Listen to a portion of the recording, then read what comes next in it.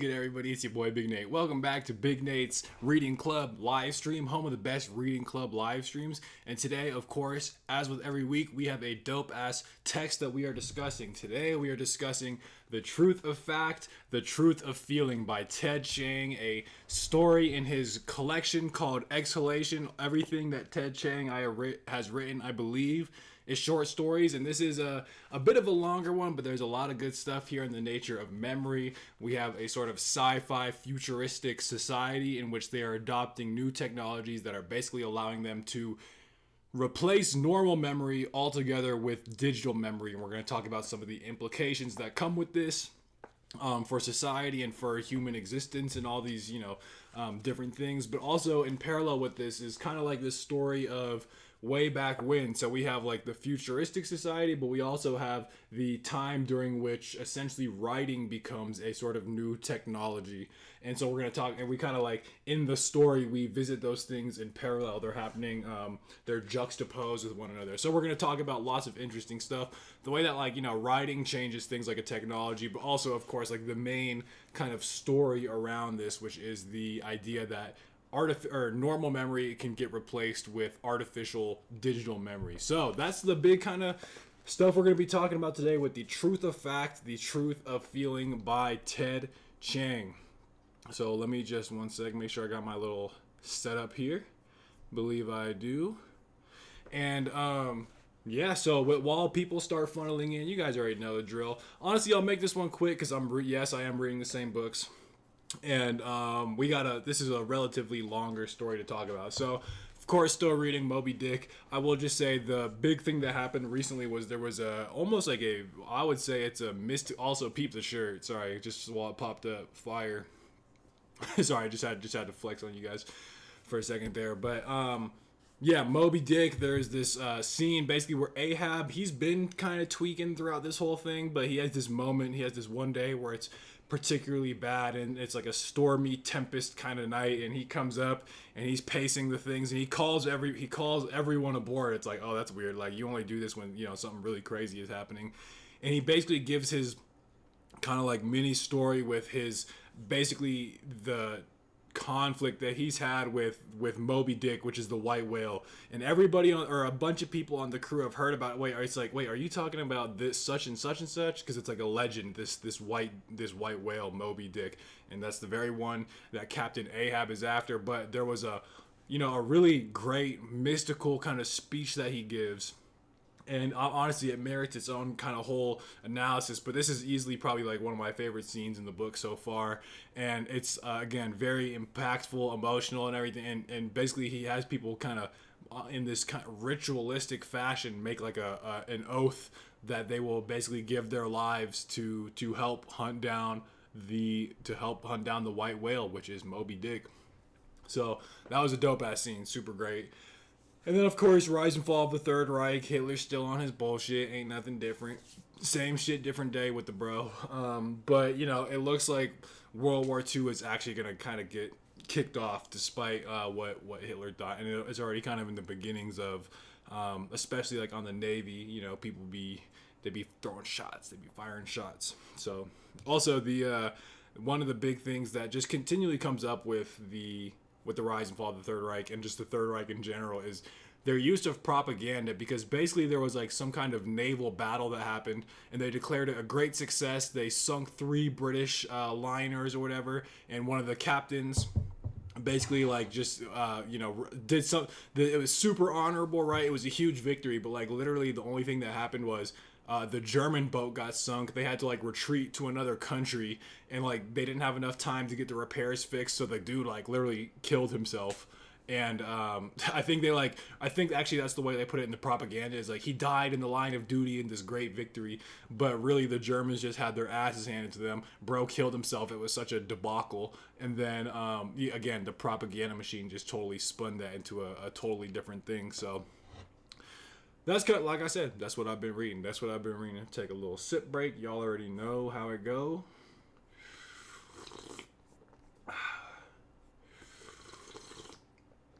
And then whether we got anyone in the chat, whether we got anyone in the room, no matter what, the show must go on. And so without further ado, we are going to discuss The Truth of Fact, The Truth of Feeling by Ted Chiang. Welcome, Cool Cult. Big Nation, I see, has arrived. Big Nation has arrived. But okay, yeah, so we finna get right into it, and it kind of just jumps us off kind of in the deep end. The narrator of this book is someone living in this kind of image of a future society, and he's talking about this new technology. He's kind of leading us into describing the context for what this new technology is. But first he starts, so this is how the story begins. When my daughter Nicole was an infant, I read an essay suggesting that it might no longer be necessary to teach children how to read or write because speech recognition and synthesis would soon render these abilities superfluous. And then he says him and his wife are kind of horrified by this idea, and they resolved that no matter how sophisticated technology became, our daughter's skills would always rest on the bedrock of traditional literacy. So what he's doing here is basically, talking about an analogous situation of what we're about to hear, right? This is way back in the day. He read an essay where, again, there was, learning to read and write might not be necessary because speech recognition software becomes so, as he says, superfluous, so ingrained with society that there really just won't be a need for it anymore. But, basically this old head, he's like, we're sticking to the ways. I'm going to make sure my daughter knows how to read and write. Cool Cole says, I accidentally read this as a biography at first. Oh, yeah, that must have been very interesting then, because, yeah, it's different. It's a different interpretation.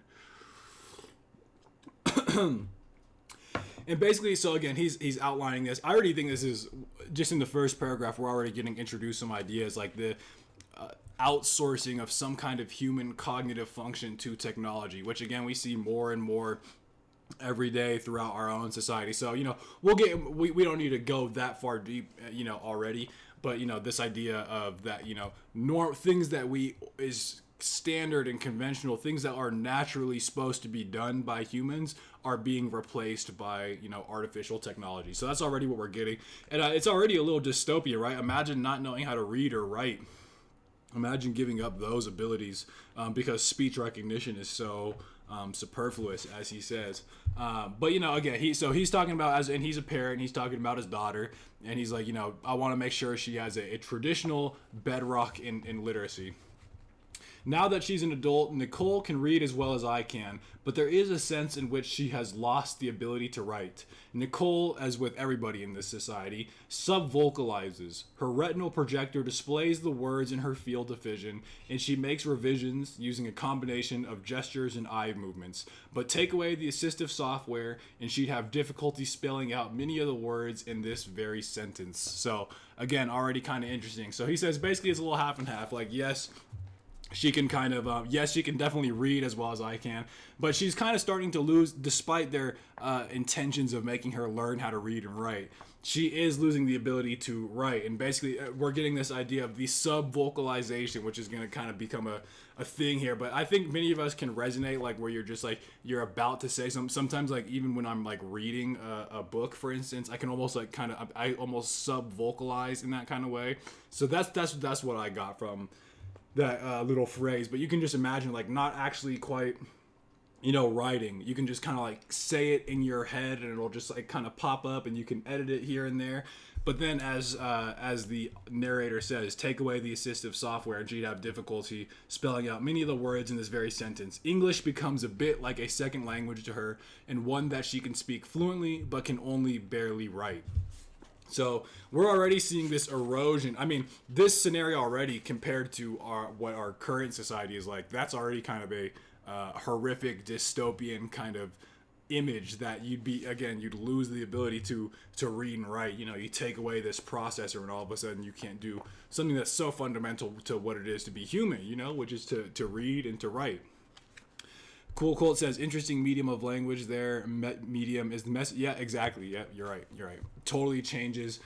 You can imagine the ways in which it would change the way you even fundamentally think when you, rather than write, are able to just kind of like, sub-vocalize and edit.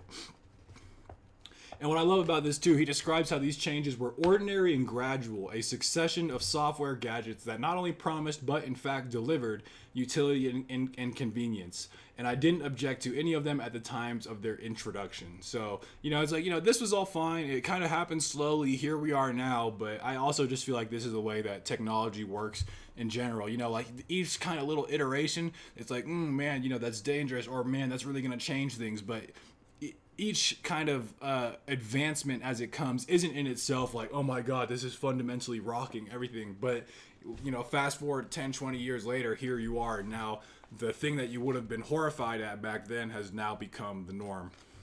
So yeah, he's talking about, but there is this new technology which at this point he's actively against. So it's called REMEM. That's how it's REMEM. I'm pretty sure obviously it's a play on like remember. But so I'm gonna just call it REMEM. I don't know what else that's how I'm pronouncing it in my head.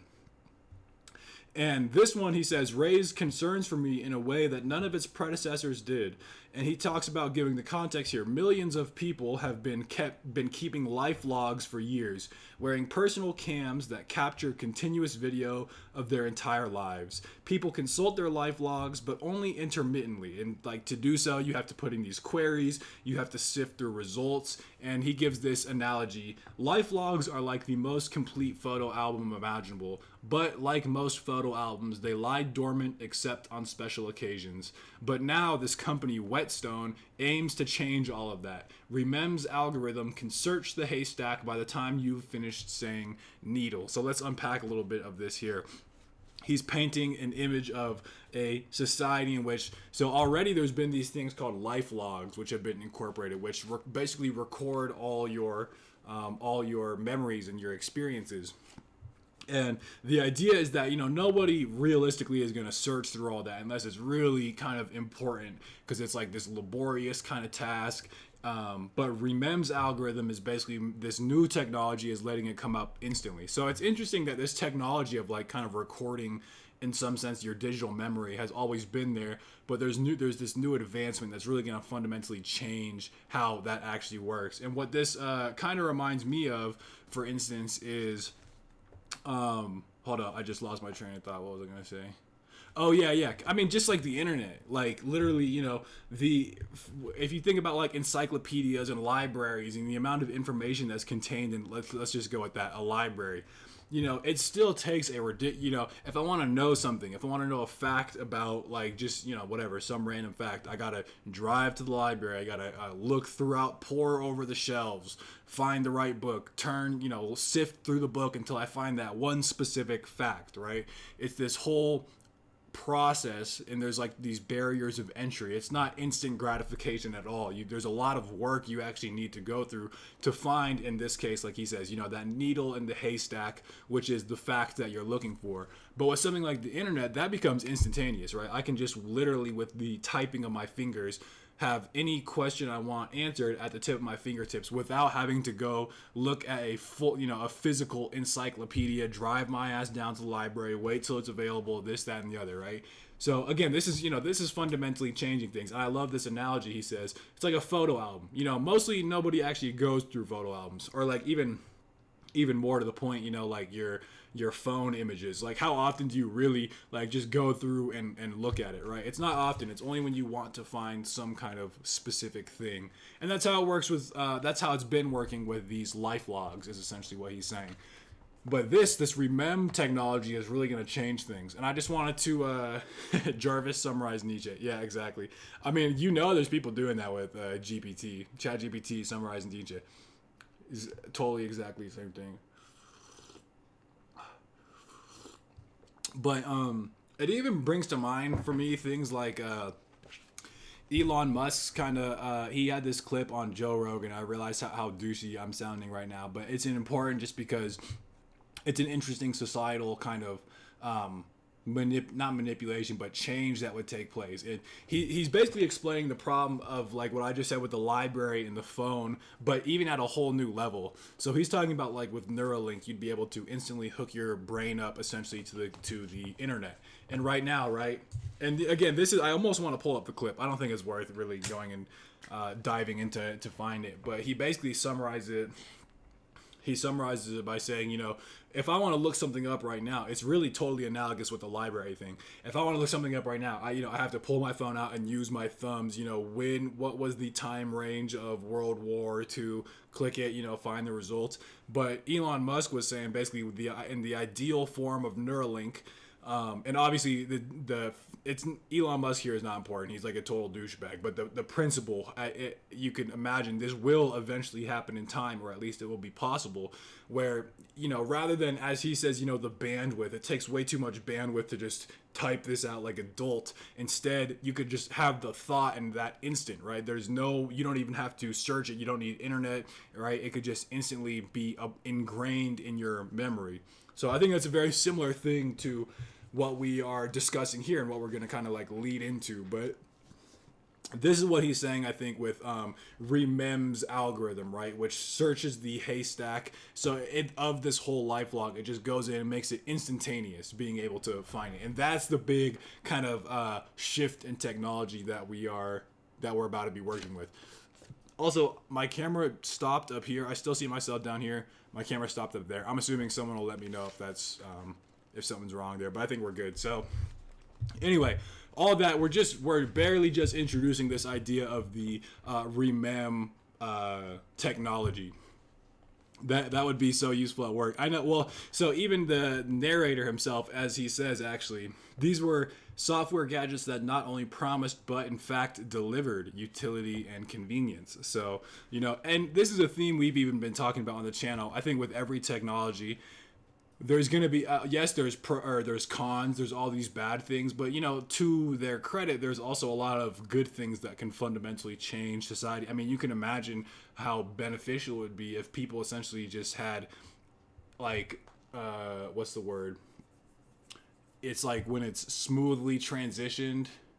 I don't know, but basically, if you were you were so deeply integrated with the internet that it was basically like continuous with your actual thought. Right, yeah. So Cool Cold says, my knee-jerk reaction is that Remem LifeLog is invasive and scary. Yep, exactly. Although, we get to some of the pros here. So I think it's, let me see. Well, also, I'll just say whether we'll get there at some point. But, one of the things the LifeLog is really important for is with, like, criminal cases. Basically, there's no criminal case, civil or otherwise, that gets used now without using the LifeLog. You can also imagine how immensely powerful and useful it would be to have a true record and log of certain crimes that were committed, or just of just things in general. So that's another like pro. But yes, of course, obviously that there are cons, and you can imagine the author, he's even kind of voicing this himself. Once these technologies came, they're apprehensive, and with their daughter, they're like, we need to make sure she can still at least read and write, even though that's going to be kind of useless at some point. But yeah, I mean, I would agree totally, right? Because at what point do you draw the line? So, and so he's describing this Remem technology, and the way it works is like this, right? At this point, it uses certain phrases. So if you say, for instance, remember dancing the conga at that wedding? Remem will bring up the video. If the person you're talking to says, the last time we were at the beach, Remem will also bring up the video. And it monitors your sub-vocalization. So if you even so much as read the words, the first Szechuan restaurant I ate at, Remem will bring up once again the relevant video. So again, now instead of you could imagine having a whole stack of photographs and searching through all those to find the right one. Now imagine being able to do that at an instant, right? That's what this new Remem technology is. And so, as the narrator says, there's no denying the usefulness of software that can actually answer the question, where did I put my keys? But Remem as more than a handy virtual assistant, what it's actually trying to do is essentially take the place of your natural memory. So again, it has lots of convenient things. Like imagine how many times you've lost something or you didn't know where you placed it, and now you could just, that's a very minor example. We're talking about people's whole livelihoods with crimes and court cases and just, so many different things. So obviously that would be immensely helpful, but again, as he says, they want it to take the place of our natural memory. And so that's our first kind of section. And then, like I said, this story, there's kind of two parallel stories. So now we're going to switch to a young boy named Jinjingi. And basically what happened, I think that's how you pronounce it, Jinjingi. Jijingi. Yeah.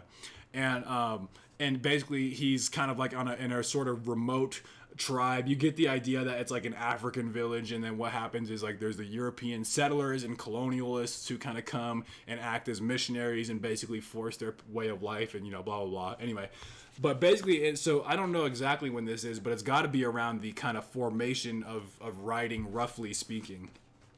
And so again, so now we're totally switched. We have totally different time period, totally different character, but as we shall see, of course, there is the same kind of underlying theme of like this new technology in the way, and basically what comes with that.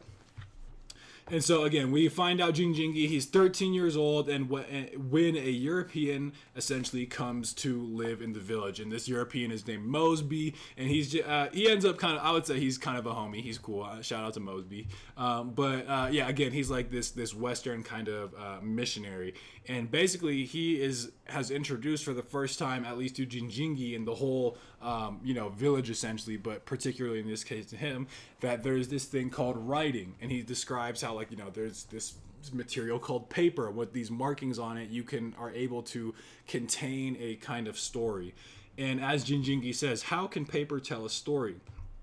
And Mosby responds, when a man speaks, we make marks on the paper. When another man looks at the paper later, he sees the marks and knows what sounds the first man made. In that way, the second man can hear what the first man said. I mean, for one, I think that's just an interesting kind of description of writing in general. But you can see how this is totally analogous with with this remem and with this lifelog technology. So before writing existed, you never knew, right, what somebody had exactly said. At that point, it would all be up to what's going on in your memory. But once you write something down, it's written in stone, so to speak. And so it's forever, the words that Plato wrote down when, 3,000 years ago. Obviously, there's the translation issues and everything like that, but by and large, that is still being transferred to this day in its original sort of form, right? Whereas if it was translated orally, each generation, you could imagine it would have gotten totally screwed up by now. So again, this is the same. The idea is that writing is a kind of new technology, even back then, which is essentially in some ways doing what remem and the lifelog technology is doing in the future. So I'll be curious if people think that's an actual analogous thing. And a big theme that comes up in this is, what do we lose when we gain new technology, right? There's a cost to every new technology, and we'll get to this, but things like the actual oral tradition of passing down history and all these other kind of like normal conventional ways, and again, people's just memory in general, and like the art of like oral speaking and everything like that, all of that really kind of starts to disappear once you have something like writing. And we're going to talk about there's these, well, you know what, I'll save my lips are sealed. I'll save that till we get to it. Cool Cold says, I'm a fan of the thought that technology causes as many problems as it solves, but this makes me reassess. Yeah, I've always kind of viewed it in the balance oftentimes, right? It just, because, this is something I've talked about too on the channel and whatnot, is just like we view our society today as being so fundamentally different than it was all those centuries ago. But in many ways, right, there's new technologies, there's new forms of society, like all these different kinds of changes that fundamentally happen. But at the end of the day, they end up kind of being in a balance such that it seems like the same problems we're facing today are fundamentally at their core the same ones that we see all throughout history. So basically, yes, to your point, Cool Cold, the idea that technologies are kind of in a balance. But yes, is there a point? I mean, this is an open question, right? Is there a point at which it's actually outweighed, right? The costs and cons of the invention of a new technology no longer are on a balance, but are just like a net bad, right? So that is an interesting question. Sip break. I was thinking about this actually with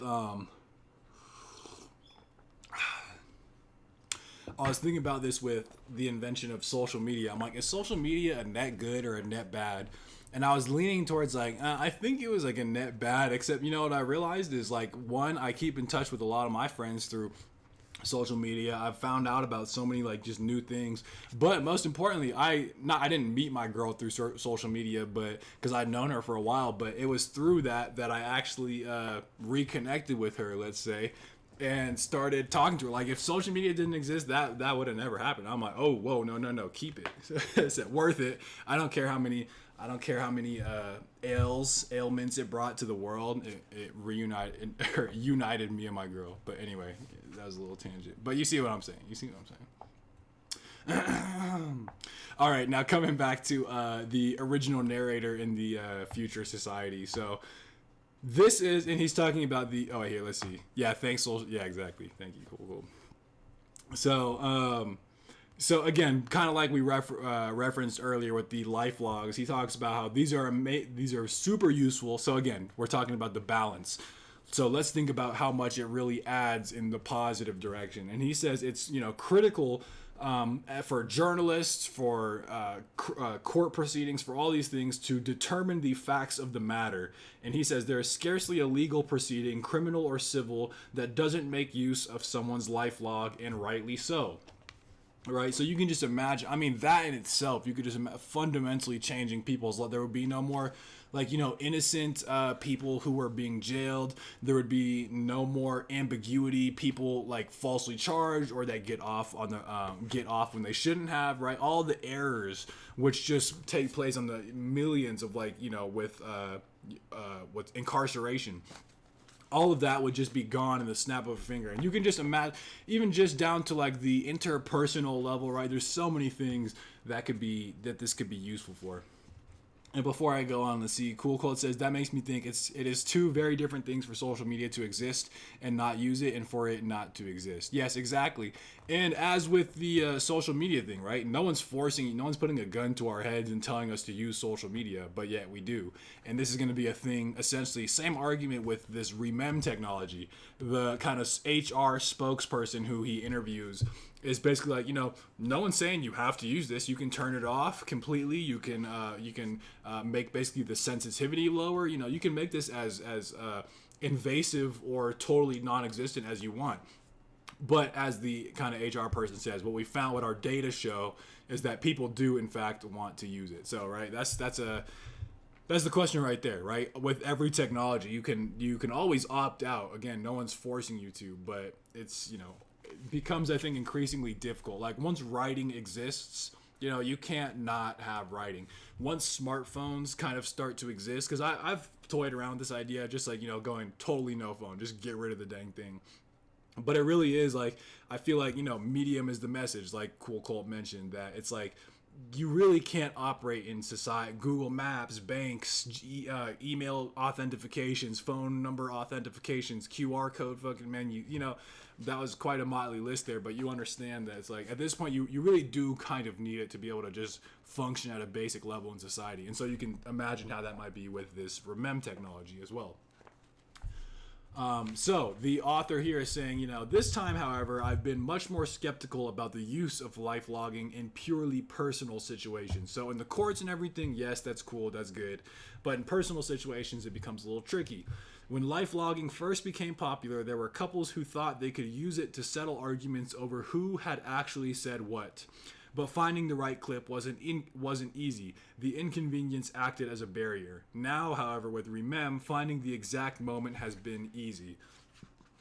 So again, with these kind of little couple disagreements, miscommunications, these little domestic quarrels, it's even when life logging existed, no one, unless it was real serious, you'd be kind of extra to go in and look through your entire archive just to find that one little moment, right? So it wasn't so much of an issue. But with the Remem technology, again, now it can be done. Now it can be done in an instant. And how is this going to affect things like just, ordinary, everyday relationships? And that's something he's going to explore here. And so he talks about he gives an example of this couple that he had spoken to, where essentially they ended up just start kind of bickering and about who had said what was right. And now you can kind of prove it in the example when he's interviewing them is they're out at dinner and, the husband had said something in front of everybody and the wife was like, oh no, you didn't say that. And he's like, yes, I did. He accuses his wife. He's like, you're misremembering. I had said such and such and such. And she's like, all right, let's pull out the remem. Let's pull out the life log. And basically, she was right. And he was like, yeah, okay, yes, you were right. But did you really have to do it in front of our friends and everything? And they just kind of, again, they start bickering about, did you really need to, be doing all this, right? And This is where the narrator says, "Here, I think, was the line at which the pursuit of truth ceased to be an intrinsic good. A forensic pursuit of the truth could actually be harmful to a relationship. Did it really matter whose idea it was to take the vacation that turned out so disastrously? Did you need to know which partner was more forgetful about completing errands?"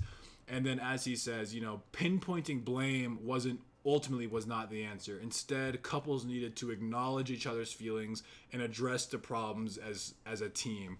So it's almost like this is where, as he says, the pursuit of truth ceases to be an intrinsic good. Obviously, we want to get down to the bottom of things. We want to know what actually happened. But there is a point where it just becomes so pedantic and so nitpicky that can actually kind of put a strain on a relationship. And whether, he was right, whether she was right, whatever it is, ultimately, that's not the point, right? The point as a couple is to just, as he says, work as a team and kind of work through that kind of stuff.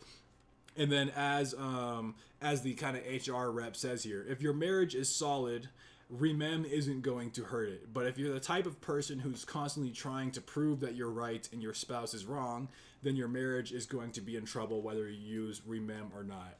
So this is kind of the counter argument. Is she the kind of person in defense of remem is like the kind of person who is going to be pedantic and nitpicky about this kind of stuff anyway with the remem technology. It's not the remem technology itself that's doing it. That's just a fundamental flaw of the character of the person who's doing this, right? If your marriage is solid, then remem's ultimately not going to matter. It's like, okay, you were right, whatever, we move on, right? You never would have made that stink about like, oh, you're misremembering and doing it in front of the friends or whatever it was, right? So again, this is kind of the idea that we were just talking about with technology. It's kind of also, once it exists, it's how you use it.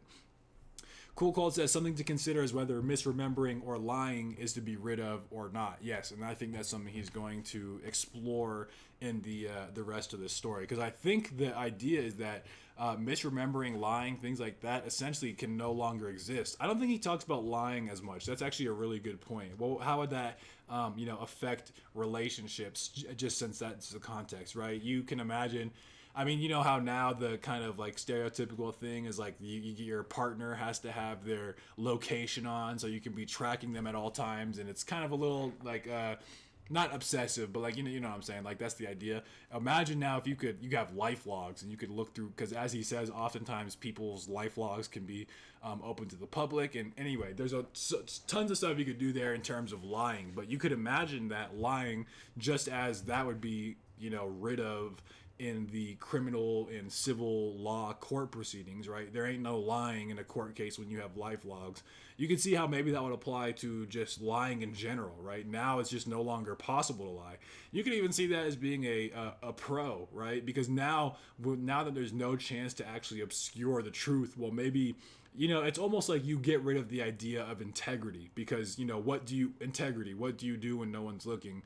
Well, now there's no such thing as when no one's looking, so maybe you choose to behave more virtuously because you're always on being watched. So yeah, anyway, tons of good stuff there. Good question.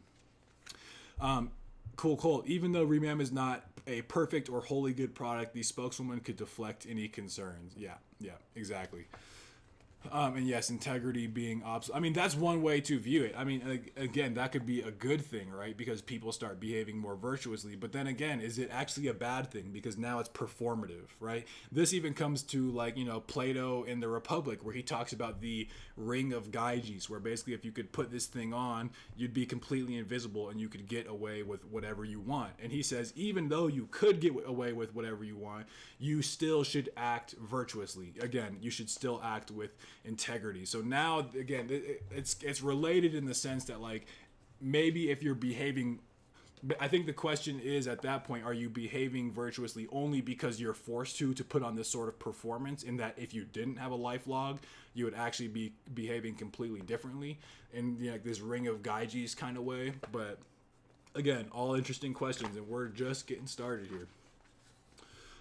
Okay, so then we go back to, so again, we're learning more about this remem technology, the way it's affecting relationships already, and the way that it's being kind of rolled out. And then in parallel, we're back to Mosby and Jijingi. And so this is kind of an interesting little tidbit, I think. And Mosby is essentially the European missionary, is essentially teaching Jinjingi how to write, right? That's kind of like their relationship at this point. And one of the things Mosby points out is like, your writing looks good, but you need to leave spaces when you write. And Jinjingi is kind of like, confused by this. And he notices Mosby's writing. He says, yeah, you're right. Your marks are all clumped together while mine are arranged evenly. And Mosby says, these are not just clumps of marks. And he says, they are, I don't know what you call them, right? But in the European language, what we call them is words. And so as through this process of teaching Jinjingi how to write, there is like this concept, and it might not even exist in Jinjingi's language, but the notion of the word. Because as he says, the sounds a person made while speaking were as smooth and unbroken as the hide of a goat's leg. I mean, that sentence I just said right there, right?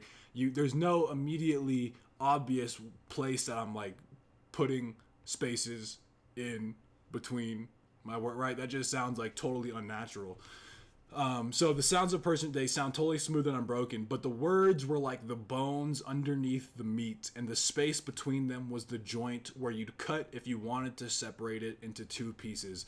This is kind of how Jinjingi conceptualizes the idea of words. And I just love that, this idea that words are the bones of language, and spaces, at least written language, and spaces are the joints where you like naturally kind of cut these distinct, as he's, bones, units, and together they make this whole body of written language, essentially. So I just love this idea too, that they might not have even had a concept for this idea of like, a written word in this sense. Like when they speak, they just conceptualize the whole thing totally different as compared to, the very, hyper rational, deconstructive European view of breaking everything into their component parts. And then we have things like, words. Cool. It was interesting to see their unfamiliarity with words and spaces. Yeah, they couldn't comprehend it. Yeah, exactly. I think this makes sense, especially like in terms of like the written language. I think this is a good way of thinking about it because, obviously when you learn a language, even just, not, I was going to say verbally, auditory, when you speak a language and you like hear it and you listen to it, obviously, like, what does this mean? Like, you kind of have some notion of what a word is, but I do like this idea that, like, as you grow up and learn it, it's like you're not really, especially if you weren't introduced to the written language, you could imagine, or like, like the alphabet and things like that, something so fundamental to the way that we think. You could imagine how if we had not been introduced to that, you wouldn't really think about your spoken word. I mean, there I go using it already. But you wouldn't even speak about. You wouldn't even, you saw that burp. You wouldn't even consider conversation as being something that could be broken up into these individual words, right? It just happens naturally and organically. And there's something kind of weird and unnatural in some way about breaking words up into, breaking spoken word up into like these individual little pieces. This is what comes to mind. I don't know if we're getting in too early here, but like, also stuff like with the Odyssey and the Iliad, I don't know exact because it's not clear, but like one of the interpretations is that these were actually always transmitted orally first, like these epic poems, and that they were only written down later. But even if you take examples before that, right, like the idea that art in general and just like the way in which we communicate different kinds of information, all of that was done orally, and it's fundamentally different, right? You lose, so we've even talked about this too, you lose so much when you put an oral transmission of something onto the page. It becomes totally flat, and that's something that we'll talk about. That's something that gets explicitly mentioned here in this story. So yeah, just thought that was kind of like a little tidbit, and then we are back to, I don't think his name is ever mentioned, I forget. I know the wife's name is actually I forget the wife's name. I know the daughter's name is Nicole, but anyway, we're back to our narrator, and he's reflecting on all this, and he's talking about how this company Whetstone that's rolling out the Remem technology, as people become accustomed to their product, queries will take the place of ordinary acts of recall, and Remem will be integrated into their very thought processes. Once that happens, we will become cognitive cyborgs, effectively incapable of misremembering anything. Digital videos stored on silicon will take over the role once filled by our fallible temporal lobes.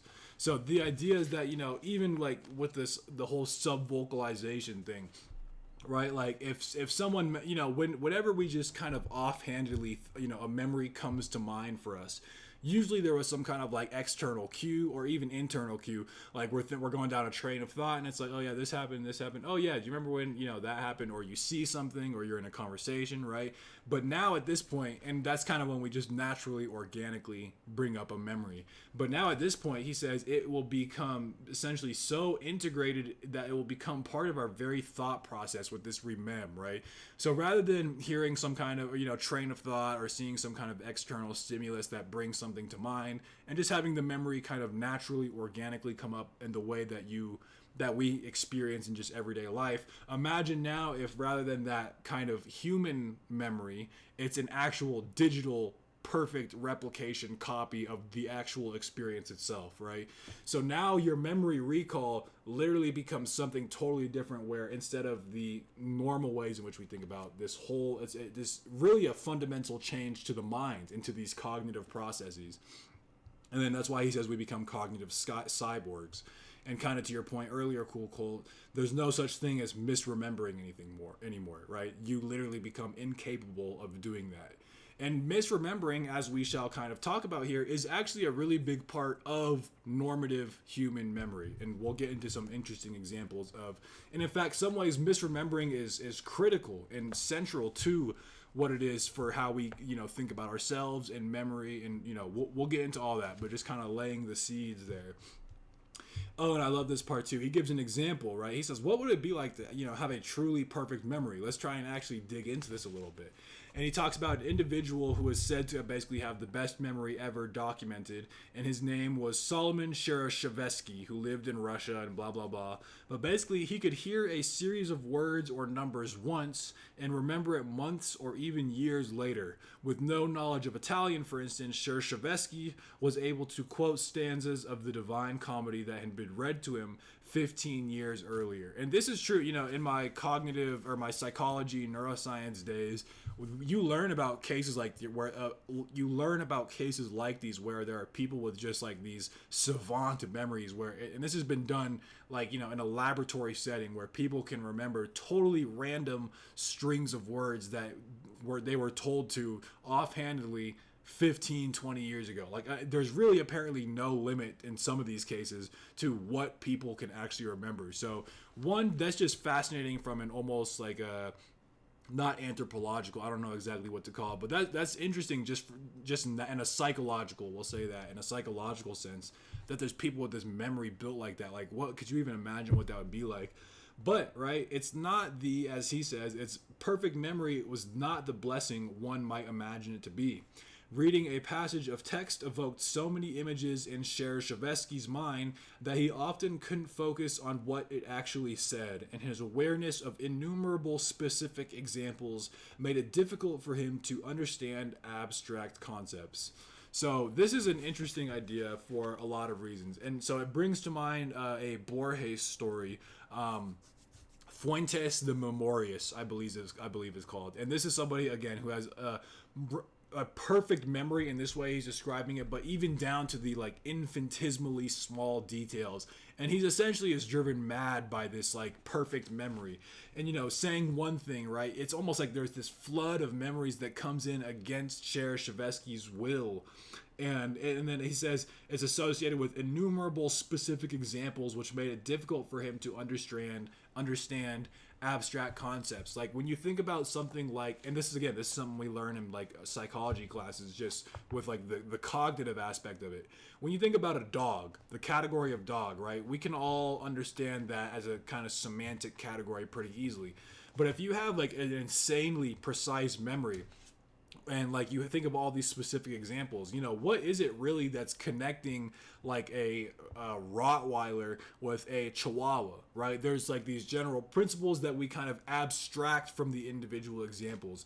But if you have such an insanely good memory, right, this is something that like actually happens with these memory savants, they're bad at understanding abstract categorizations. They're so used to only having like such distinct specific examples that they just can't form it into like a larger coherent picture. And again, they always describe it, it's really like a burden, like it forces itself upon them, like this like flow of memories that comes in, and you can't hold back the tide. It makes it in some ways like kind of impossible to just have like a normal conversation, because every word, every phrase is bringing to mind for these people some, of their infinite store of memories. There's always going to be something that's able to be associated with it. So that's interesting just from a psychological point of view. And also this idea of like, the memory and it not being able to form abstract concepts and everything. So cool. I can only imagine the brain accounted for misremembering. So to see it as a problem to be solved could only come from a peculiar industry setting. Yeah, exactly. Like the brain was basically at some point, because these people who have like these, super good memories, in many ways, that's kind of like a neural malfunction, right? Something has gone wrong in the brain from how it normally kind of organizes itself. And this is why, and this is presumably why actually, is because if for those people, for those animals, those organisms, however you want to think about it, that have an insanely good memory, it's actually disruptive just normal cognitive functioning. And yeah, I love the way you say here too. It almost becomes, now it's like an industry, right? Now there's, this problem that the brain already kind of organically dealt with, like let's address that and make a whole industry out of it with this remem. And it's kind of significant, I think, that it's a company in this story, right? Whetstone, a company that is going out of their way to do all this. All right, first time chat, assuming it's a little cryptic, 4LS. So assuming you're not a bot, welcome Cisco Punch, and if you are a bot, then also welcome. It's a big nice stream. But yeah, cool. Remembering everything would rather be a hyper functionality than a gift. Yeah, exactly. So, but maybe there's 4 eyes. Okay, I'm either getting clowned. I don't know. If it's a bot, they're being funny. So you can stay. 4 eyes. You see me. Oh, eyes. I thought I said 4LS. Okay. Yeah. Yep. You got it. But okay. So we will go on here. And okay, so then just talking about, again, the idea of like normative memory, like things that this is, again, how we have been programmed and how we should kind of naturally be thinking, right? Because what happens is, as the phrase goes, forgive and forget goes the expression, but the relationship between those two actions isn't always so straightforward. So we're talking about now, like, just and the kind of everyday relationships again. In most cases, we have to forget a little bit before we can forgive. When we no longer experience the pain as fresh, the insult is easier to forgive, which in turn makes it less memorable, and so on. But by fixing every detail of an insult in indelible video, it could prevent the softening that's needed for forgiveness to begin. So here is this idea where it's like, again, forgetting is kind of part of human nature, right? This is able, and also what we were just talking about with like normal functionality. But you could imagine if you had a really intense fight with like your family member or your friend or your significant other, right? That happens. You're both kind of like wounded by it at this point. But I think we've all been in like arguments that just need a little bit of time, right? You just need a little bit of space. The edges kind of soft a little bit, and you guys are kind of ready to warm up to each other, talk to one another, work through whatever it actually was. But in this case with remem, that's no longer a thing, right? What happens when you fix every detail of an insult in indelible video? There's no longer that softening. There's no longer this forgive and forget, right? If it comes back with the same intensity and vividness. And I don't know if emotions are associated, how the remem deals with that exactly. But I mean, you could just imagine if you saw a literal like movie clip of whatever, one of your worst arguments with a friend, family member, loved one in any way, that would just get your blood back boiling. Whereas in everyday life, normally we just, again, that's part of the function psychologically, maybe even like emotionally, of forgetting, right? This is one of the functions of forgetting. And so he gives an example with his daughter Nicole. So at one point, she and I had many furious arguments during her teen years, arguments that we have mostly been able to put behind us, and now our relationship is pretty good. But if we'd had Remem, would we still be speaking to each other, right? And so he talks about this same example that we were just talking about. If there's these you have these relationships with loved ones, and sometimes they can be, real nasty. I mean, I know even just, I think everyone's had this when they're like kind of in their adolescent years, they have, really bad fights with their parents. What if what if that stayed a sore spot and was never able to heal over, so to speak? Because he talks about, one argument that he does remember very clearly, for instance, because it spurred him to be a better father. And so now we get into this story. Let's see. Is it not just immaturity to get upset over the past? It might be easy for you to say that, Cisco Punch, but I think what Remem would say is that imagine like the most offensive thing that had ever happened to you, and imagine seeing it in its vividness. You might be able to say it's kind of immaturity not to get upset over the past because some of that softness, or it has had time to kind of heal over a little bit. If the insult was if you opened up the wound once again, you might get that same outpouring of emotions.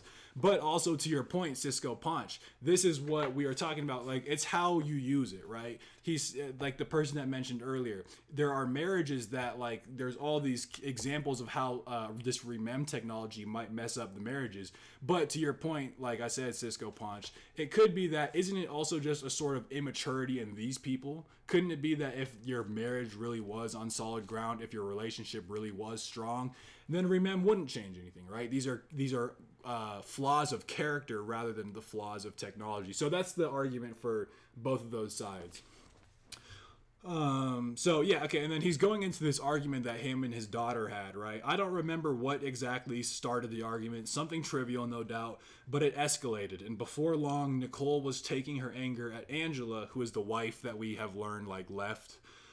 Taking her anger at her mom Angela out on me. You're the reason she left, Nicole says. You drove her away. You can leave too for all I care. I sure as hell would be better off without you, right? So he's just reliving this. I mean, even in the actual text, this idea of reliving the memory as it comes up. And this is something that really hurts him and makes him do some soul searching, and he remembers this memory specifically as being an event that made him kind of turn his parenting around. So he says, that night was one of soul searching for me, when I didn't believe I was responsible for her. Let me try that again. That night was one of soul searching for me. While I didn't believe I was responsible for her mother leaving us, Nicole's accusation still served as a wake-up call. And then ultimately we find out the narrator, he says, I turned myself around. Our relationship didn't improve overnight, but over the years I was able to work myself back into Nicole's good graces. But would those years of repair have been possible with Remem? Vivid reminders of the way she and I yelled at each other in the past might have kept our anger fresh and prevented us from rebuilding our relationship. So again, same idea. These are just some of the implications that might be taking place if you were to introduce this Remem. Hold on, sorry, I'm charging the computer. This Remem life log technology. All right, and then we are back to Mosby and Jinjingi. So he's talking about, we're now from Jinjingi's point of view, and there is a storyteller, Kokwa, who he's the best storyteller in the village.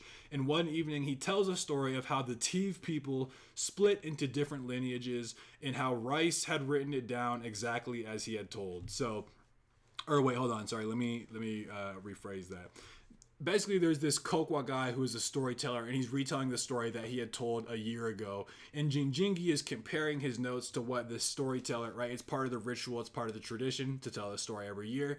And he's like, just for fun, I'm going to get my piece of paper that I wrote and see how it compares to this year's. What happens is that, hold on, let me find it. Hold up. Yeah, okay. So what happens is that he finds that the paper version of the story that that Kokwa said, he says it was curiously disappointing. So when Kokwa told the story, he didn't merely use his words. He used the sound of his voice, the movement of his hand, the light in his eyes. He told you the story with his whole body, and you understood it the same way. None of that was captured on paper. Only the bare words could be written down. And this is what we were referencing to earlier. And I think this is true with a lot of like the oral speech traditions. I mean, from what I've read, the a lot of Native American culture and mythology and even history was transmitted orally. And like when you read the intros to these books of mythology, they always say, I heard this story from somebody out of their mouth, and so much of it is falling flat when I record it on the page here, because there are the gestures, there is, the vocal inflections, right? It's a whole performance. You could imagine a really good vocal storyteller is doing things that will not be able to get transferred onto the page. And so, yeah, and I think that's true also of, like, for instance, when I read speeches by Martin Luther King Jr. or Malcolm X, it's something they oftentimes literally address in the introductions and the prefaces. Sojourner Truth is another one. The biographer who wrote about her speeches is just like, I'm telling you, words cannot convey the impression that she was able to give for a group of people. So, that kind of stuff that we've been talking about. Again, similar stuff happening here too with the idea of the remem technology, and we lose things when we incorporate that compared to also just writing, right? Because now we're losing all these different features and aspects of oral traditional storytelling, which we again no longer are able to make it to the written word. So with each new technology, we gain new certain things, right? This ability to write down in stone, but we also lose the ability of like the singularity of that kind of oral performance. Okay, so catching up on chat. To be clear also, I did not imply immaturity as negative, really just a state of being, meaning you just have in some way to keep the status quo. Yeah, right. And I mean, there's something to that, even with the actual idea of, the immaturity like we've been talking about. Cool. I think it is very important to be able to get upset, but it depends on the context. Therefore, it can be either healthy or maladaptive to be upset over the past. And I mean, there's even things with like, gaslighters. I mean, the example he gives in this story, actually, the husband was just constant. I mean, it was something that kept coming up in their marriage, she said, where he's always telling me I'm wrong and there's no way to like prove to him that he's wrong. Well, now that kind of stuff can just get nipped in the bud. And we all have cases like that, like where the bickering kind of takes place. But at some point that realization for him might be like, okay, I'm recognizing. So Cisco Punch, to your point with the idea of like the kind of like emotional maturity, somebody could kind of take that and Remem could help them see, whereas they genuinely might not otherwise really realize it. Remem could help them see, like, you are consistently getting things wrong, or you're constantly putting the blame on others, and that could be a moment of growth. So that could be a reason why Remem is actually good for these people who just, don't seem to get it. There's that cognitive dissonance, there's the gaslighting. All of this could help actually, kind of set them straight. So yes, and again, so coming back now, we're talking about Jinjingi and the writing, and at some point too, he's kind of talking to the missionary, the Mosby missionary who helped him write in the first place, and he's basically like, why do you always write your sermons down? Because he's a missionary, so he'd be given his like religious sermons. He's like, why do you do this? He's kind of confused. Jinjingi is, and Mosby responds, I want to be sure that I give my sermons as well as possible. I won't forget what I want to say, but I might forget the best way to say it. If I write it down, I don't have to worry. But writing the words down does more than help you remember. It helps me think. So there's like this aspect, because at some point, Jinjingi is like, is your memory so bad that you have to, write it down? Like with the storyteller, for instance, the storyteller Kokwa does not need to write down the details of he tells this every single year. He doesn't have a need to outsource it into written language. And Mosby's like, no, it's similar. It's not that I'm going to forget what I was going to say, but rather it just helps me figure out the best way to say it. And then on top of that writing actually helps him think. And we're going to do a little bit of a kind of tangent here. But so just, again, talking about this, and I think this is what I was referencing earlier. On an evening the following year, Kokwa announced that he would tell the story of how the Tiv split into different lineages. Again, the same story. Jinjingi brought out the paper version he had, so I jumped ahead a little bit when I just mentioned that a second ago. But it was often confusing because Kokwa's words didn't match what was written on the paper. And after Kokwa was finished, basically Jinjingi tells him this. He says, "You didn't tell the story the same way you told it last year." And Kokwa is like, "What the hell? Yes, I absolutely did." And so Jinjingi gives an example. He says, "Last time you said the Uyuengi captured the women and children and carried them off as slaves," right? So that was the literal line that Kokwa had said the year before. And then he says, "This time, however, you said they made slaves of the women, but they did not stop there. They even made slaves of the children," right? So it's the same idea, right? The women and children were eventually made to be slaves, but the wording was just a little bit different coming from year to year. And Kokwa is basically like, "I don't see the problem. Those are the exact same thing. I said the same thing here." And Jinjingi is like, "No, you said it right. Your words are, you said it differently than you did last year." And it's also, so we kind of are just getting at like two notions: the idea of what's really ultimately being said, and then this idea of like the literal translation of it. And already Jinjingi, with this idea of what does technology cost us, basically he's getting like shit on, he's getting looked down on by Kokwa. He's like, "Really? Is this the kind of stuff that they're teaching you with writing? Is this the kind of important stuff? Like, you're telling me I said something different where I said the exact same thing just in different words. Like, is this something that's important to you now?" And so yeah, right. So that's another idea of like, now it's almost changing how Jinjingi is thinking in terms of like the literalness of the words being said, as opposed to just the ultimate kind of like heart of the message, so to speak. And then, just related to this, Jinjingi, out of curiosity, he says he's tried to imagine that he himself was going to deliver a sermon or a story, and he begins writing down what he would say. And so he writes it down. That's kind of like his first draft, and he reads his first attempt to one of his age mates, who pronounced it terrible.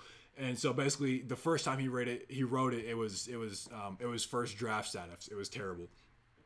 But he tried writing out his sermon a second time and a third time, and as he practiced his writing, Jinjingi came to understand what Mosby had meant. Writing was not just a way to record what someone said, it could help you decide what you would say before you said it. And words were not just the pieces of speaking, they were the pieces of thinking. When you wrote them down, you could grasp your thoughts like bricks in your hand and push them into different arrangements. You could improve them, make them stronger and more elaborate. And I love that sort of metaphor there, the idea of words and sentences being like bricks in your hand that you can rearrange and put into different arrangements. I mean, me as someone who also does writing himself, I totally agree with this. For one, writing is a form of thinking. You can have kind of like a half-baked idea in your head, but you don't quite know how to articulate it. I mean, we've all had that experience where there's something you want to say, but when you try and write it down, it's not capturing your original intentions. But what writing allows you to do is kind of through these iterative processes, right? The first time sucked, but the second and third, right? First time is just kind of forming the bricks, and the second time you're putting them in this order, you're trying them in that order, and eventually you're able to create a structure, right? Taking like the brick analogy. And that is one of the benefits of writing. It helps you clearly articulate your thoughts, and you can also think of the best way of saying something, right? You can imagine that Kokwa, the storyteller, for instance, has better years than other. Maybe sometimes he tells a story and it's like, okay, that was it, that was the order, those were the phrases, those were the words, compared to some other times where he just might fumble a little bit. And this allows you to kind of find the best arrangement, and it's like forever set in stone. That's something that's fundamentally different about writing. That's kind of the phrase we've been using, setting something in stone, whereas maybe the oral traditions are more fluid and more malleable and adaptable. And those are just two different, they both have their pros and cons, right? The malleableness means that you can always be improving. It's like a moving kind of text. It's a moving body. And there's a lot of benefits that come from that, versus also, again, the benefits of, writing something that needs to be recorded in its original preserved state. So again, just talking about the comparison and what we lose when we talk about whether it be remem or whether it be, the invention of writing. Cool, cool. I read my stuff the next day and it's so off. Yeah, exactly, exactly. But I mean, maybe we've also, hopefully, you've had the experience where when you really do write something and you capture it perfectly what you're trying to say. I mean, we know this even in reading, right? You read someone's like thoughts and someone's insights, the way they write a scene, the way they write a character, and it's just like that is perfect. Like that is the best possible way you could have done that, right? And then hopefully you get a feeling of satisfaction too when the writing's going well and it's like, you know what, this actually does capture the kind of original intention that I want it to sound like in my head. So again, that's also good too, right? And then once you have it written, you know, everything that's written on these shelves here is due to writing, right? This is something that like Cicero talks about at length. Montaigne, people. I mean, it's not specific to them; they're just the ones I can most remember, kind of like reading about recently. Where it's like with philosophy, reading philosophy, I have a room full of the greatest minds in history right on my shelf, and that's due to, you know, that's one of the boons of writing, of course.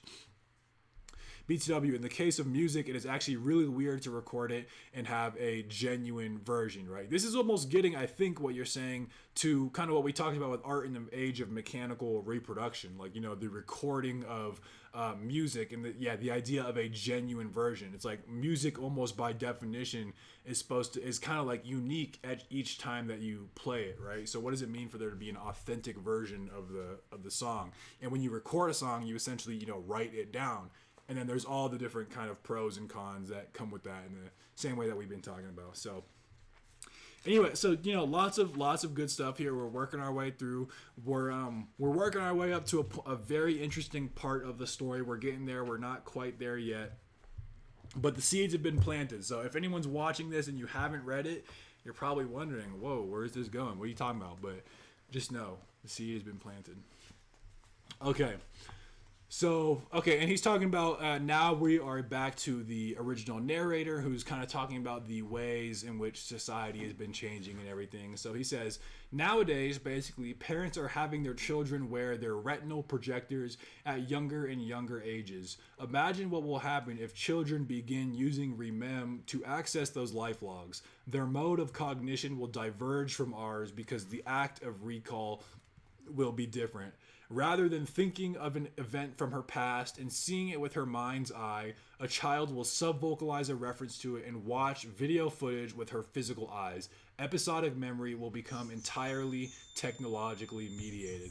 So I love this idea too of like he's kind of worried. He's in that liminal transition phase where it's like, man, parents are giving it to their children younger and younger. And I think like an analogous thing can be said, you know, with like people nowadays worry about what happens when you put, right, you have like social media, you have smartphones, you have all these, you know, hyper attention grabbing, dopamine inducing, you know, blah, blah, blah, blah, everything like that.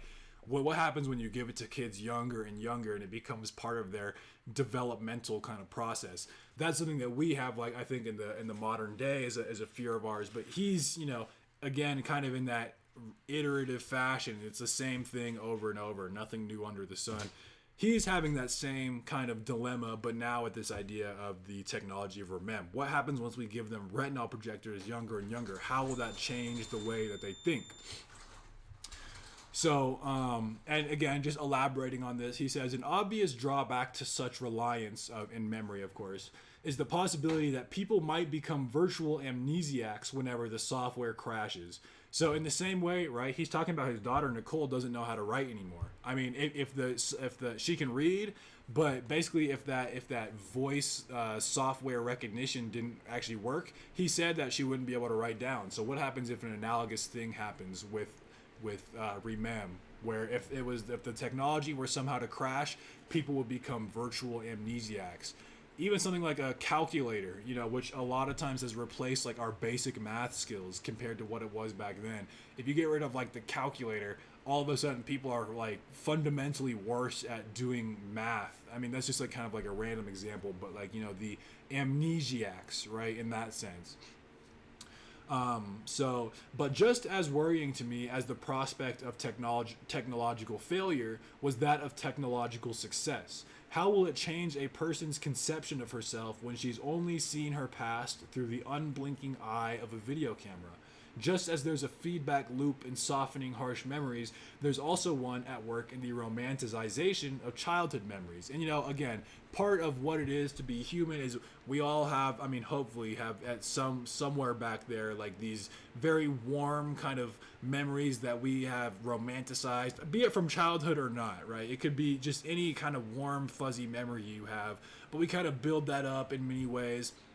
You could imagine that it becomes kind of something more, it becomes more meaningful to you as a memory than it was the actual event itself. We all kind of, you can imagine we have things like this in our childhood. And he gives an example. One of my earliest memories is of playing on the living room rug, pushing toy cars around while my grandmother worked at her sewing machine. She would occasionally turn and smile warmly at me. There are no photos of that moment, so I know the recollection is mine and mine alone. It is a lovely, idyllic memory. Would I want to be presented with actual footage of that afternoon? No, absolutely not. Cool. Memory aura. And that's like, the thing is, that's actually a really good description of it, because it has like this sort of like surrounding emotional feeling around it, right? He's talking about this memory where he's just, it's very idyllic, it's very like scenic. He's playing with his cars and he sees, he looks up and his grandma just keeps smiling at him, and it's just a very warm, happy memory. But like showing the actual, again, he says, would I want to see the footage of this? Absolutely not. That would totally ruin what for him had kind of built up as a kind of romanticizing of the memory. So for instance, that afternoon with my grandma, her features, oh wait, hold up. Oh, okay. Yeah. Sorry.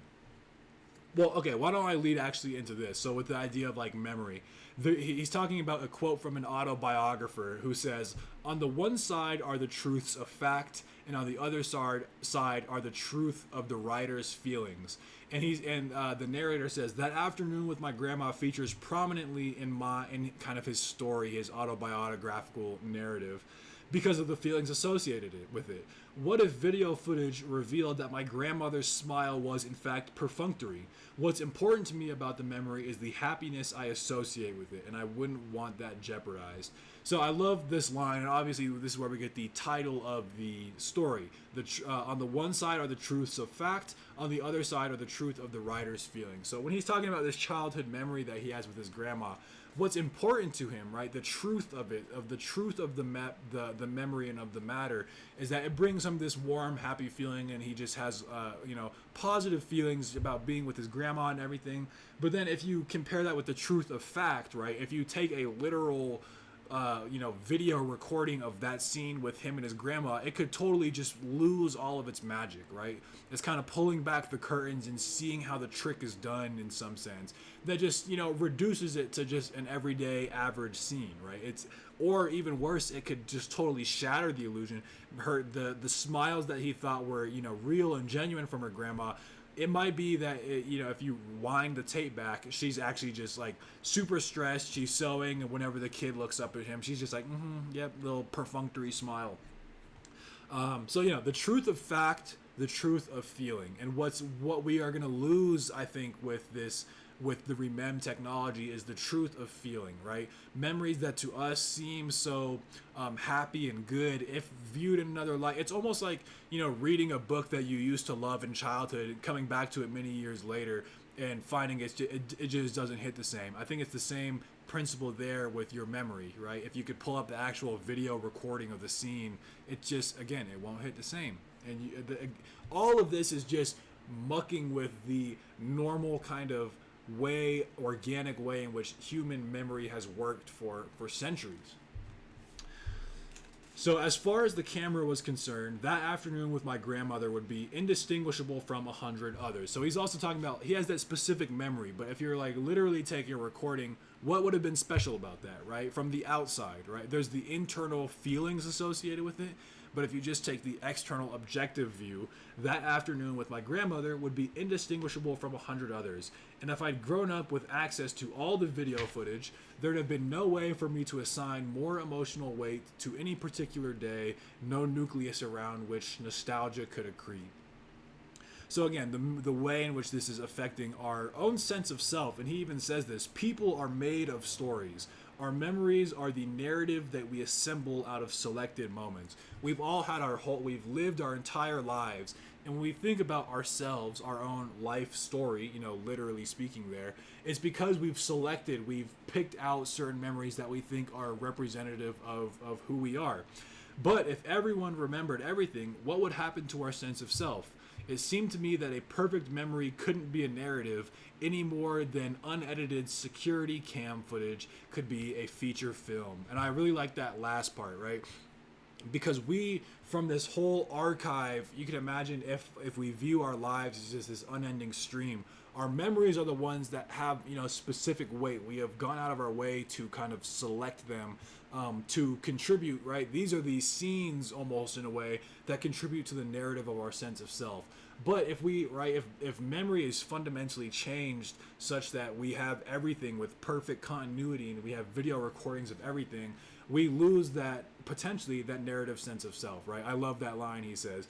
A perfect memory couldn't be a narrative any more than unedited security cam footage could be a feature film.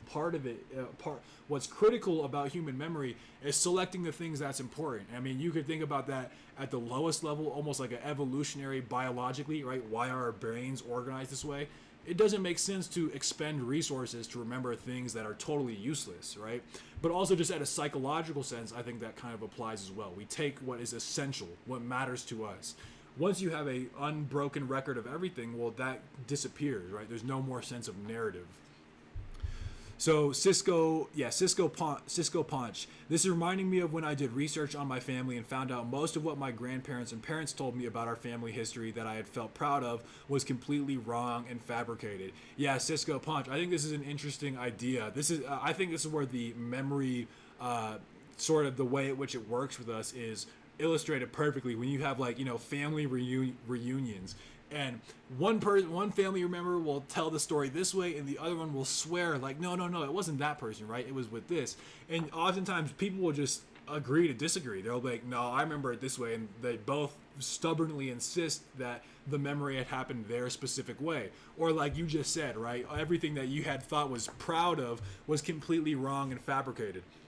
And like you mentioned kind of earlier, right, with the kind of emotional maturity, that kind of stuff, right? This is a way in which it could really kind of affect things in a negative way, or not even necessarily with the maturity thing, but just the idea of the pros and cons, right? This could be a con, right?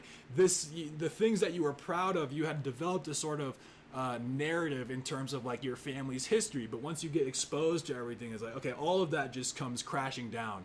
In some ways it seems analogous with the grandmother scene, where it's they had almost been romanticizing this aspect of their memory and history, but if you actually go back, play the tapes back, the whole thing comes falling apart. Like you said, it was completely wrong or fabricated.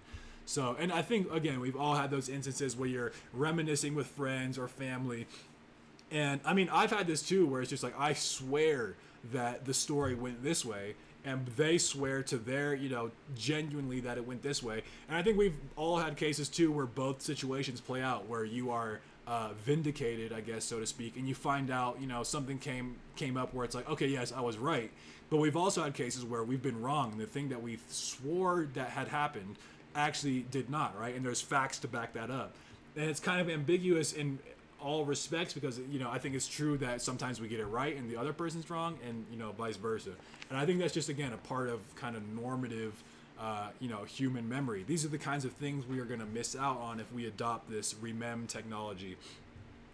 Cool. Yes, only certain events and feelings end up as memories, with this idea of the self-narrative, right? You can ask people literally, what is your life story? And if you just have this unbroken stream of footage, right, what is that story? I mean, sure, you could make an argument that we really could, maybe there are things that we would still, even if you had an unbroken stream, recording your entire life, some events will be more important than others. But I think there's a lot kind of in this gray area of what our memory naturally selects, and how that might differ if we just had a true video recording objective history of all of our memories, right? Obviously you could see how those things might start to diverge from one another. All right, peace out, cool, good chatting with you. And glad you came around. EST Beth, yes, of course. I'm surprised you guys even the EST people are even here. All right, but we will finish it out. So, and we're actually coming up to. Oh, that's too bad, Cool Cole, because we're getting to a good part here. So we're not quite there yet, but we're just on the cusp of it. So just finishing out here, now we're back to Jinjingi, and there's like basically this thing he talks about. He's kind of become like a court scribe, and so all the kind of village disagreements that take place, Jinjingi is there to kind of write it down. And at some point, him and Mosby, the European, what's the word, missionary, they kind of have like a little point of cultural disagreement or cultural miscommunication. And so what happened is like there's like this dispute over like who took whose chickens basically, and one person saying one thing, the other person saying another thing, and this is exactly what we were actually just talking about. And the missionary is like, why didn't you swear the two people in? Because they swore a witness in, but the two main people, they didn't get sworn in. And Mosby's like, why didn't you swear them in as well? Because at that point, one of them lied, right? Because they both said different things, so one of them was lying. But Jinjingi responds, because there's the cases between Umem and Onongo. That's the who this dispute is taking place with. And Jinjingi says, Onongo didn't lie. He said what he considered right, just as Umem did.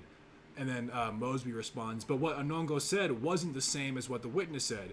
But that doesn't mean he was lying. And just getting to our point here, what we were just talking about. Our language, and this is Jinjingi, he's Jinjingi here. He says, our language has two words for what in your language is called true. There is what's right, mimi, and there's what's precise, vo. In a dispute, the principals say what they consider right. They speak mimi. The witness, however, are sworn to say precisely what happened. They speak vo. But it's not lying if the principals don't speak vo as long as they speak mimi. Okay, so that was a lot, but just to break that down, I love this idea that in Jinjingi's language, there's two words for true, right? There's this idea of right, what feels essentially personally right. Like when we're talking about these like family reunions and you guys are like reminiscing on old stories, and I tell the story this way, which I swear by, right? That is the idea of mimi in terms of Jinjingi's language, right? That's what the word mimi is. It's like what you personally, subjectively feel to be true. And that's compared to what actually took place, right? So when you and a family member are having a disagreement about the way some particular experience took place, you're both saying what you think to be true, right, in some sense. But then in the case of like a court case, you call a witness and they want what to be the objective, external, the objectively true thing. That's this idea of the two words for what true means, right? And what happens is basically with remem, once we get that, we are replacing that again, that word mimi, that word for what we consider to be psychologically, subjectively true. That's going to disappear completely, right? That's all going to get replaced with just a truly external, literally, video recording, objective video recording of the things that happen. And so we're going to lose that sense of rightness in the subjective sense in lieu of this more clinical kind of view of memory. And so at some point, okay, so then, right, we're working, this is where I think we're coming up to the climax of the story here. So at some point, the narrator, again, in the future society, he kind of wants to try this out for himself. So he goes to the life log, he gets his remem technology, and he goes to a certain memory. He says, I sub-vocalized the time Nicole yelled at me, you're the reason she left. Also, those balloons are crazy. I don't know why that happens. I don't know if that's like a Twitch thing or what. I don't even know if you guys can see the balloons, but whatever. Anyway, so this, and he's talking about that argument, that really bad argument that they had, where he basically turned his life around because she called him out and she stormed off, and it was a really hurtful memory for him, but it got him to turn his life around. So what happens is he sees it, right? And the footage is from Nicole's point of view. And now, the dad is standing at the front of the stove. And we get the line, right? You're the reason she left. You drove her away. You can leave too for all I care. I sure as hell would be better off without you. The words were just as I remembered them. But it wasn't Nicole saying them. it was me. And I feel like this is like a bombshell moment, because we are finding out in real time that the narrator completely misremembered one of what he described himself as being one of his most important memories in his life, right? With his daughter, where his daughter yells this horrible, hurtful thing. But come to find out, Remem is showing us that it was actually he who yelled that same horrible thing onto his daughter. And for anyone that was present at the Recitative stream, this is very similar to what happens, I think, with Twyla, Roberta, and Maggie, where Twyla, has completely lost the memory that even happened and just remembers the whole thing as happening totally different than what Roberta was saying. And it's always kind of ambiguous in that story what the truth is, but you can imagine that she really was misremembering totally what happened, in the same way I think that we see here, where the narrator, the roles were entirely reversed. He totally displaced the blame, and in many ways partly perhaps from that narrative sense of self, right? He even he has a line where it's like, that's not the thing I would as a father say. So he revises his memory to kind of fit what he viewed as being part of, who he fundamentally is, to fit his narrative. He warped the memory. Unconsciously so, I think that happened, but this is where we find out that he was wrong all along, and completely fabricated, like we've been talking about in the stream, totally fabricated that memory. So, and then it's so deep that he says, initially I was angry as I watched, angry at Nicole for going to such lengths to create this lie. The preceding footage was all consistent with me being the one who yelled at her. And, basically he's like, I can't believe she would go to such lengths to make this up. He still hasn't bought the fact that he's still in denial that he would be the one that actually said this. But at some point, all of this is starting to sound, as he says, queasily familiar, and it's basically he's starting to brush the cobwebs off, and it's all coming back to him, the real event as it took place. And he's looking at the Remem query, he says, right, because he had said, like, the time that Nicole yelled at me. I saw that Remem had actually suggested a correction in my search terms. Where I had said the time Nicole yelled at me, it offered the time I yelled at Nicole. So again, bro just got it completely backwards. And this is related to just the stuff we were talking about just a moment ago. I would have testified, hand on a stack of Bibles, or using any oath required of me, that it was Nicole who'd accused me of being the reason her mother left us. My recollection of that argument was as clear as any memory I had, but that wasn't the only reason I found the video hard to believe. It was also my knowledge that whatever my faults or imperfections, I was never the kind of father who could say such a thing to his child. Yet here was digital video proving that I had been exactly that kind of father. And, this idea of, so this is Mimi, right? The idea of the Mimi and the Vo, right? What he felt to be genuinely true, right? He would have sworn on a stack of Bibles, any oath you wanted, this is what happened. That's his own kind of lived sense of what he thought genuinely happened. But as the digital recording here shows, the Vo interpretation, right? The Vo recording of what actually happened, it was actually the total opposite.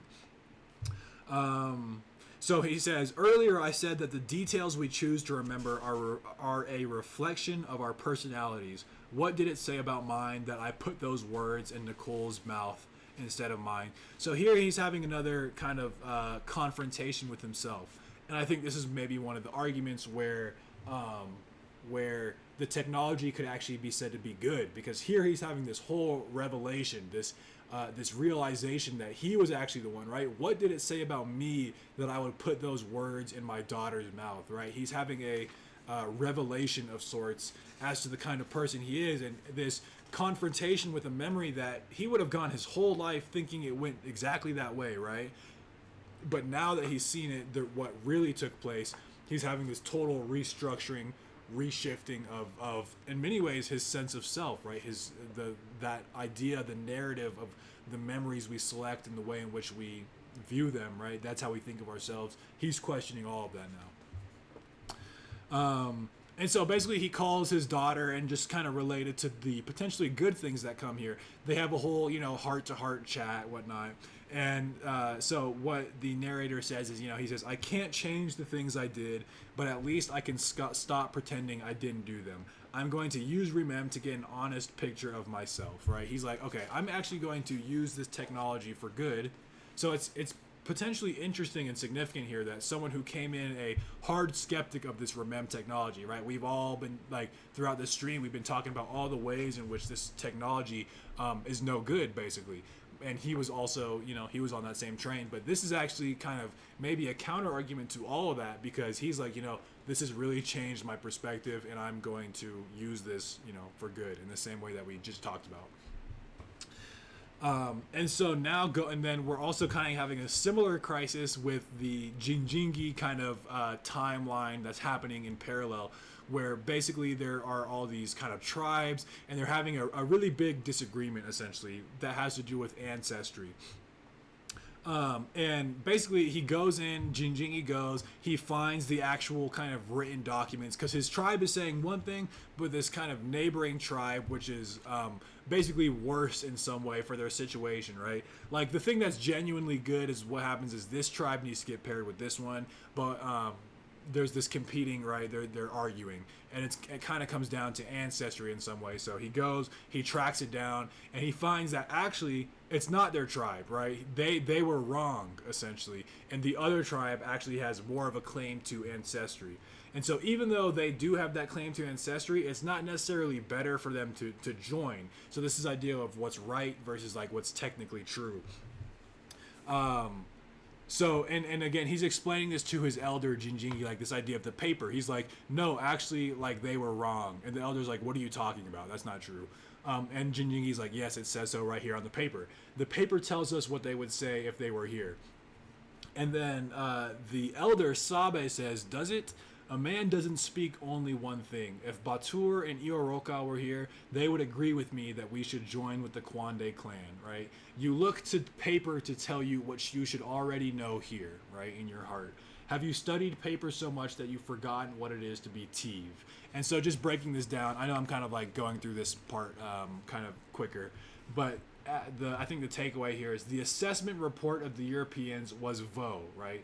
It was exact and precise, but that wasn't enough to settle the question of what ultimately their tribe should do. The choice of which clan to join had to be right for the community. It had to be Mimi.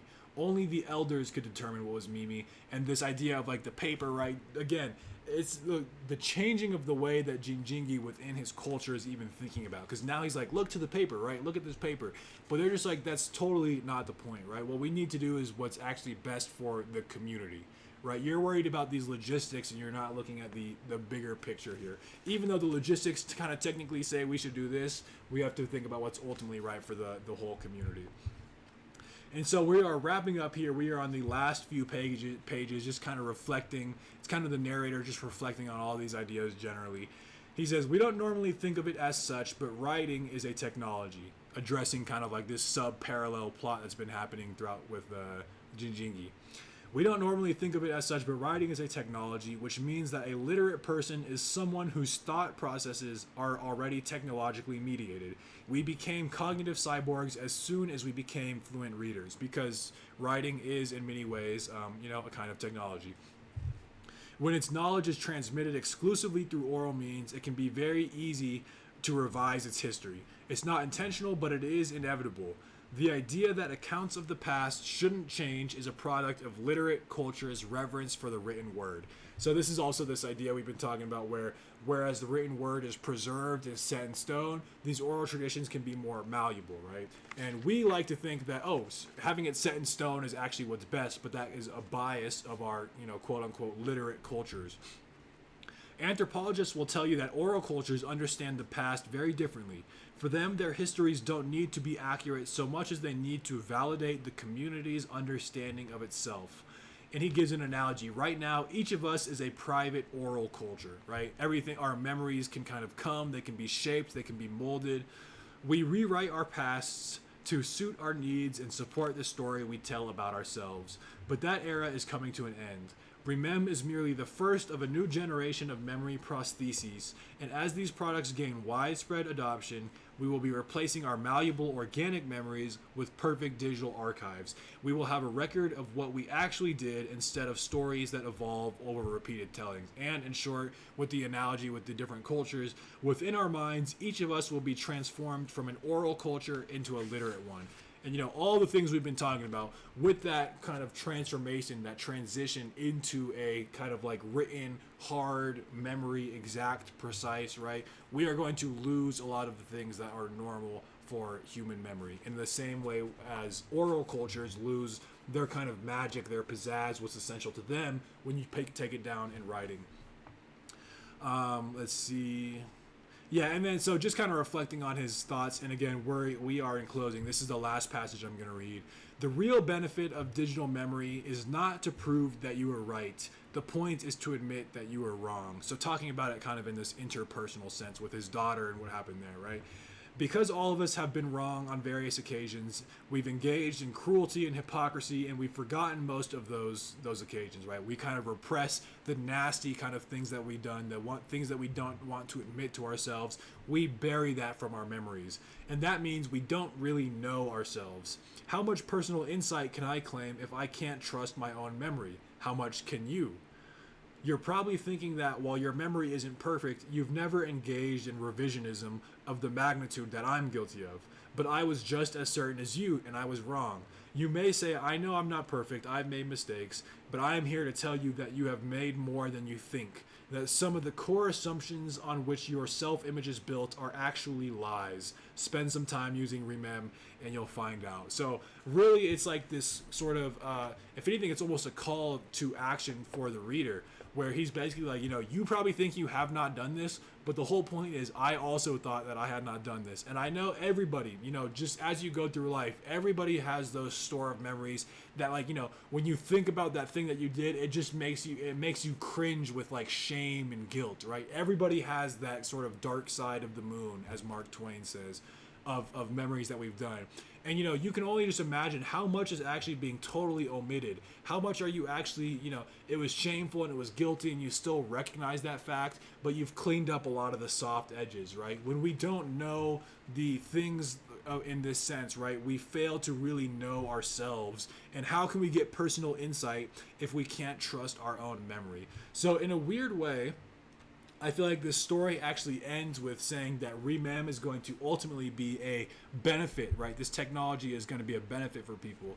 And I think throughout the story, he's fleshed out pretty well the pros and cons of what kind of shifts would take place with this new technology. But ultimately, he ends and therefore kind of makes an argument for this idea that this could actually be a psychological good for humanity for all the reasons he mentioned, allowing us to know ourselves better, more accurately, and just all the different stuff that we've been talking about. So I think that there is a good place to wrap up the Truth of Fact and the Truth of Feeling by Ted Chiang. So for everybody who joined and participated in the stream, thank you guys for pulling up. I thought there was tons of good stuff in here, obviously. And I think just with the growing technology in our society, I mean, we're already even getting to some of these ideas with like artificial intelligence and like ChatGPT and stuff, where people are like already kind of outsourcing, right, their cognitive abilities. So in the same way that like Nicole was able to kind of write with this voice recognition software, but if you took that away, she wouldn't know how to write. And with Remem, right, someone who was born on Remem, if you take that technology away, they basically become amnesiacs.